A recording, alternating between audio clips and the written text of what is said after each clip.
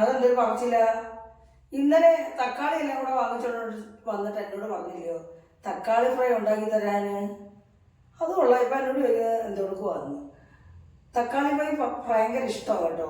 അപ്പോൾ ഈ കടയിലൊക്കെ ഒത്തിരി ബൾക്കായിട്ട് കൊടുക്കുന്ന സമയത്ത് കടക്കാർ പറയുന്ന ഇത് കൊണ്ടുപോകും കൂടുതൽ കിട്ടി എന്ന് പറയുമ്പോൾ പുള്ളി കടയോട് ഇങ്ങനെ മേടിച്ചോണ്ട് വരും. കടക്കാരെ സന്തോഷിപ്പിക്കുന്ന അങ്ങനെ കുറേ തക്കാളി ഉണ്ടെന്ന് വെച്ചാൽ എന്നോട് പറഞ്ഞിട്ട് ഈ തക്കാളി ഫ്രൈ ഉണ്ടാക്കണേ നാളെയെന്ന്. അങ്ങനെ തക്കാളി ഫ്രൈ ഉണ്ടാക്കുന്നാണ്ട് സവാള ഉള്ളി പൊടിച്ചോണ്ടിരിക്കുക. അപ്പോൾ ഈ തക്കാളി ഫ്രൈയുടെ ടേസ്റ്റ് എങ്ങനെയാ മനസ്സിലായെന്നറിയോ? നമ്മൾ തിരുവനന്തപുരത്ത് ഒരു ഹോട്ടലിൽ കയറിയപ്പം അവിടെ കറിയൊക്കെ ഇങ്ങനെ തീർന്നു വരുമ്പോൾ തക്കാളി ഫ്രൈ ഉള്ളതെന്ന് പറയുമ്പോൾ ചപ്പാത്തിയും ഈ നെയ് റോസ്റ്റ് ഇതൊക്കെ കൂടെ കൊണ്ടുവന്നപ്പോൾ ഈ തക്കാളി ഫ്രൈയും കൊണ്ടുവച്ചു. അപ്പം ഞാൻ തക്കാളി ഫ്രൈ തക്കാളി അങ്ങനെ കൂട്ടാറ് ഇഷ്ടമല്ലേ. പക്ഷെ ഈ തക്കാളി ഫ്രൈ കൂട്ടിക്കഴിയുമ്പോൾ എൻ്റെ മക്കളെ ഒന്നും പറയണ്ട, എന്തോ ഒരു ടേസ്റ്റ് ആയിരുന്നു. അപ്പം അന്ന് മുതൽ തക്കാളി കൂടുതൽ കിട്ടുമ്പോൾ ഞാൻ തക്കാളി ഫ്രൈ ഉണ്ടാക്കും. ഇവിടെ പാറുവിനും അച്ഛനും ഒക്കെ ഭയങ്കര ഇഷ്ടമാണ്, എനിക്കും ഇഷ്ടമാണ്. ഇന്ന് അച്ഛൻ കൊണ്ടുവന്ന ആ തക്കാളി വെച്ച് തക്കാളി ഫ്രൈ ഉണ്ടാക്കും. അച്ഛൻ എന്നിട്ട് ചോദ്യം കേട്ടോ എന്താ ചെയ്യുന്നത്. അപ്പം നമുക്ക് ആ തക്കാളി ഫ്രൈ എങ്ങനെ ഉണ്ടാക്കുന്നത് നമുക്ക് നോക്കാം മക്കളെ. മക്കളെ എല്ലാവർക്കും നമസ്കാരം. എല്ലാവരും സുഖമായിട്ടിരിക്കുന്നു വിശ്വസിക്കുന്നു കേട്ടോ. അതിനായിട്ടാണ്ടൊരു 5 തക്കാളി പഴുത്തത് ചെറുതായതുകൊണ്ട് 5 എടുത്ത കേട്ടോ. അധികം അങ്ങ് പഴുക്കുകയും ചെയ്യരുത്, എന്നാൽ നല്ല പഴുപ്പും ആയിരിക്കണം, അല്ലെങ്കിൽ ഉടഞ്ഞു പോകും കേട്ടോ. പിന്നെ 2 സവാള മതിയായിരുന്നു, ചെറുതായതുകൊണ്ട് 3 എണ്ണം എടുത്തു. പിന്നെ അതിലേക്ക് ചേർക്കാനൊരു 4 പച്ചമുളകും എടുത്തിട്ടുണ്ട്. പിന്നെ ഒരു ചെറിയ കഷ്ണം ഇഞ്ചി ചെറിയ ചെറിയ കഷ്ണങ്ങളായിട്ട് സ്ലൈസ് ചെയ്ത് അരിഞ്ഞ് വെച്ചിട്ടുണ്ട്. പിന്നെ ഒരു 8-9 വെളുത്തുള്ളി ചെറിയ ചെറിയ പീസസായിട്ട് കട്ട് ചെയ്ത് കറിവേപ്പില എടുത്തിട്ടുണ്ട്. നമ്മുടെ തക്കാളി ഇതിൻ്റെ മുഖഭാഗം മോടം കണ്ടിച്ച് കളഞ്ഞിട്ട് നമ്മൾ ഇതേ രീതിയിലാണ് കട്ട് ചെയ്യുന്നത് കേട്ടോ. ഇച്ചിരി കനം വേണം, അധികം അങ്ങ് സ്ലൈസ് ആവരുത് കേട്ടോ, അല്ലെങ്കിൽ ഇത് അലുത്തങ്ങ് പോകും. ഇതേ രീതിയിലായെങ്കിൽ ഇത് പെർഫെക്റ്റായിട്ട് നമുക്ക് കിട്ടുകയുള്ളൂ. ഇതേ രീതിയിലെല്ലാം കട്ട് ചെയ്തെടുക്കുക. അങ്ങനെ നമ്മൾ സവാളയെ അതേ രീതിയിൽ തന്നെ വട്ടത്തിൽ റൗണ്ട് ആയിട്ട് നമ്മളിങ്ങനെ നമ്മുടെ ഹോട്ടലിലൊക്കെ ഫ്രൈക്കകത്തിട്ടേക്കത്തില്ലേ, അതുപോലെ ഇതേ രീതിയിലിങ്ങനെ വട്ടത്തിൽ വരത്തക്ക ഇതെല്ലാം നമുക്ക് കട്ട് ചെയ്തെടുക്കാം. അത് നമുക്ക് തയ്യാറാക്കാം. കറി ഫ്രൈ പാൻ അടുപ്പേ വെച്ചു, അല്ലെങ്കിൽ 1 ടേബിൾ സ്പൂൺ വെളിച്ചെണ്ണ ഒഴിച്ചു ചൂടാകുമ്പോൾ 1/2 ടീസ്പൂൺ കടുക്, 1/2 ടീസ്പൂൺ പെരിഞ്ജീരകം നമ്മുടെ ഇഷ്ടത്തിന് ചേർക്കാം കേട്ടോ. ഞാൻ അരയെ ചേർക്കുന്നുണ്ട്. പിന്നെ ഇതിലേക്ക് നമ്മൾ കട്ട് ചെയ്ത ഇഞ്ചിയും ഇട്ട് കൊടുക്കും. നമ്മുടെ കടുവും പെരിഞ്ജീരകവും മൂത്തതിന് ശേഷം എന്നിട്ട് ഇതിലേക്ക് നമ്മൾ ജസ്റ്റ് ഒന്ന് ഇഞ്ചി മൂത്തതിന് ശേഷം നമ്മൾ ആ വെളുത്തുള്ളിയും കൂടെ ഇട്ട് കൊടുക്കും. അതും ഒന്ന് മൂത്തതിന് ശേഷം നമ്മളിതിലേക്ക് ആവശ്യത്തിന് കറിവേപ്പില ഇട്ട് കൊടുക്കാം കേട്ടോ. അപ്പോൾ കറിവേപ്പില ഇട്ട് കൊടുത്ത് കഴിഞ്ഞ് നമ്മൾ സവാള ഇടുന്ന കാണിക്കാൻ വിട്ടുപോയി. ആ റൗണ്ട് ഷേപ്പുള്ള സവാള കണ്ടില്ലേ, ഇതേ രീതിയിൽ കിടക്കണം. എന്നിട്ട് ആവശ്യത്തിന് ഉപ്പും കണ്ടില്ലേ 1/2 ടീസ്പൂൺ ഉപ്പും ചേർത്ത് കൊടുത്തിട്ട് അത് കാണിക്കാനും വിട്ടുപോയി. അങ്ങനെ ഇത് കൂട്ടി പുരട്ടി എല്ലാം മൂത്ത് കഴിയുമ്പോൾ നമ്മളിതിലേക്ക് മൂത്തിട്ടുണ്ട് കേട്ടോ. പെട്ടെന്ന് നമ്മളിങ്ങനെ കട്ട് ചെയ്ത ആ സമയത്ത് നമ്മൾ പച്ചമുളക് ഇട്ട് കൊടുക്കത്തുള്ളൂ, അല്ലെങ്കിൽ ഇത് വെന്തലുത്തങ്ങ് പോകും. അപ്പോൾ ഈ എണ്ണയ്ക്കകത്ത് കിടന്ന് പച്ചമുളകും അങ്ങ് മൂത്ത് വരും. അപ്പോൾ പച്ചമുളക് മൂത്ത് നമ്മുടെ സവാളയെല്ലാം നല്ല ഫ്രൈ ആയി വന്നിട്ടുണ്ട്.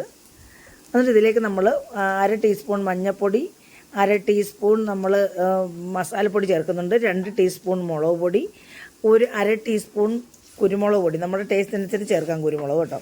അപ്പം നമ്മുടെ ഈ മസാലകളെല്ലാം നമ്മുടെ സവാളയ്ക്കകത്തെല്ലാം കൂട്ടിപ്പരട്ടി നന്നായിട്ട് മൂത്ത് കഴിയുമ്പോൾ നമ്മളിതിലേക്ക് നമ്മുടെ റൗണ്ട് ഷേപ്പിൽ കട്ട് ചെയ്തിരിക്കുന്ന തക്കാളി എല്ലാം ഇട്ട് കൊടുക്കും കണ്ടില്ലേ.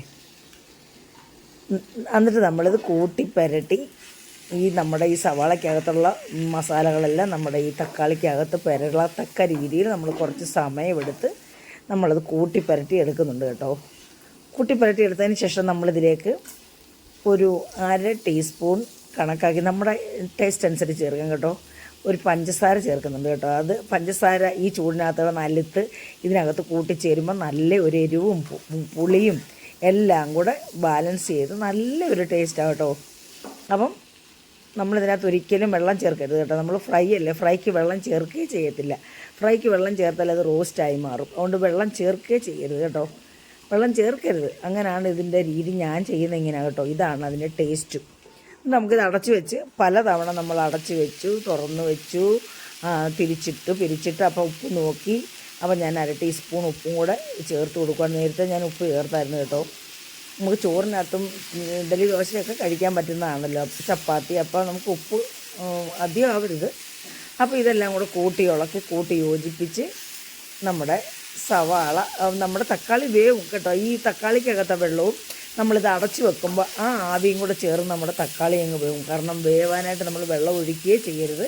വെള്ളം ഒഴിച്ചാൽ ഇത് കൊള്ളത്തേ ഇല്ല, നല്ല ടേസ്റ്റും ഇല്ല കേട്ടോ. ഇത് തക്കാളി റോസ്റ്റ് എന്ന് പറയും, നമ്മൾ തക്കാളി ഫ്രൈ ആണെന്ന് പറയാൻ പറ്റത്തേ ഇല്ല.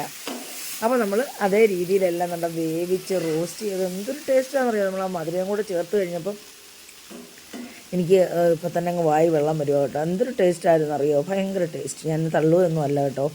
അപ്പോൾ നമ്മളെല്ലാം നിരത്തിയിട്ട് ഒന്നുകൂടെ ഫ്രൈ ചെയ്ത് ഉടയാതെ, മാക്സിമം ഉടയാതെ തന്നെ നമ്മളെടുത്തു. ഇതിനകത്ത് കുറച്ച് കറിവേപ്പിലയും കൂടി ഇട്ട് നമുക്ക് വേണമെങ്കിൽ മല്ലിയിലയും ചേർക്കാം കേട്ടോ. നമുക്ക് ആർക്കും അതിൻ്റെ ടേസ്റ്റ് ഇഷ്ടമല്ല, പാറുവിന് ഇഷ്ടമല്ല, അതുകൊണ്ട് ഞാൻ മല്ലിയില ഇട്ടില്ല കേട്ടോ. അപ്പോൾ നമ്മുടെ ഇതെല്ലാം നല്ല റോസ്റ്റായിട്ട് വന്നിട്ടുണ്ട്. വീണ്ടും ഞാൻ തിരിച്ചൊന്ന് ഇട്ട് കൊടുക്കുന്നുണ്ട് കേട്ടോ. അങ്ങനെ നമ്മുടെ തക്കാളി റോസ്റ്റെല്ലാം ഇവിടെ റെഡി ആയത്. മാത്രമേ എത്ര ദിവസം വേണമെങ്കിലും നമുക്ക് വെച്ചിരുന്ന് കൂട്ടാം കേട്ടോ. ഫ്രിഡ്ജിൽ വെക്കാതെ പുറത്ത് നമ്മൾ വെള്ളമായി ഒട്ടും തൊടിയിച്ചിട്ടില്ലല്ലോ. അതുകൊണ്ട് നമുക്ക് എത്ര ദിവസം വേണമെങ്കിലും നമുക്ക് പുറത്ത്, എത്ര ദിവസമൊന്നും ഇരിക്കത്തില്ല, മാക്സിമം 2 ദിവസം പുറത്ത് വെച്ചത്. അതുപോലെ തന്നെ പാചകം പഠിക്കുന്ന കുട്ടികൾക്കും അതുപോലെ തന്നെ ഒറ്റയ്ക്ക് താമസിക്കുന്നവർക്കൊക്കെ ഇതുപോലൊരു ഫ്രൈ ഉണ്ടാക്കി ഫ്രിഡ്ജിൽ വെച്ചാൽ നമുക്ക് ആവശ്യത്തിന് അനുസരിച്ച് നമുക്ക് കഴിക്കാം. അപ്പോൾ നാടെ നമ്മളിത് സെർവിങ് പ്ലേറ്റിലേക്ക് മാറ്റുക കേട്ടോ മക്കളെ. അപ്പോൾ വളരെ പെട്ടെന്ന് അല്ല, കുറേ സമയം എടുക്കും നമ്മളിതെല്ലാം ഫ്രൈ ആയി വരാനേ. അപ്പോൾ നമ്മൾ വീഡിയോ ലെങ്ത് ആകുന്നത് കൊണ്ട് നമ്മളത് പെട്ടെന്ന് വീഡിയോ ചുരുക്കിയെടുത്താൽ അപ്പോൾ കുറേ സമയം എടുത്തു കേട്ടോ. അപ്പോൾ മക്കളെ എല്ലാവർക്കും ഇഷ്ടപ്പെട്ട് കാണുമെന്ന് വിശ്വസിക്കുന്നത്. എല്ലാവരും ഇഷ്ടപ്പെട്ടെങ്കിൽ ഇതേ രീതിയിൽ ചെയ്ത് നോക്കുക കേട്ടോ. എല്ലാവർക്കും ഇഷ്ടപ്പെടും. ഈ തക്കാളി കഴിക്കാതെ ഞാൻ കഴിക്കത്തില്ലായിരുന്നു കേട്ടോ. എനിക്ക് ഭയങ്കര ഇഷ്ടമാണ്. ഞാൻ ഇടയ്ക്കിടയ്ക്ക് ഇങ്ങനെ ചെയ്യുന്നുണ്ട്. ഈ പച്ചമുളകും ഒക്കെ കൂടെ ഞെരടി കഴിക്കാൻ വളരെ ടേസ്റ്റാണ് കേട്ടോ. അപ്പോൾ മക്കളെ എല്ലാവർക്കും ഇഷ്ടപ്പെട്ടെങ്കിൽ പഴയതുപോലെ സപ്പോർട്ട് ചെയ്യുക കേട്ടോ. കമൻറ്റും ലൈക്കും അതുപോലെ സബ്സ്ക്രൈബും ചെയ്ത് ഹൈപ്പോഡ് ഒന്ന് ചെയ്തേക്കണം കേട്ടോ മക്കളെ. അപ്പം എല്ലാവരും അമ്മയെ സപ്പോർട്ട് ചെയ്യുക. അപ്പം അടുത്ത ഒരു നല്ല വീഡിയോ ആയിട്ട് വരുന്നവരെയും മക്കളെ എല്ലാവർക്കും എൻ്റെ നന്ദി, നമസ്കാരം. കണ്ടില്ലേ, ഒരു തവണയെങ്കിലും വെച്ച് നോക്കണം കേട്ടോ. എങ്കിലേ ഇതിൻ്റെ രുചി നമുക്ക് മനസ്സിലാവുള്ളൂ. ഇത് ആദ്യം മുതൽ അവസാനം വരെ ഇതെങ്ങനെയാണ് ചെയ്തിരിക്കുന്നതെന്ന് നോക്കണം. എങ്കിലേ ഇത് നമുക്ക് ഇതിൻ്റെ ആ രീതി മനസ്സിലാവുകയുള്ളൂ. അപ്പം വെള്ളം ഒരിക്കലും ഒട്ടും ചേർക്കാൻ പാടില്ല. വെള്ളം ചേർക്കുന്ന മിഥ്യയാണ് കേട്ടോ. ശരി മക്കളെ.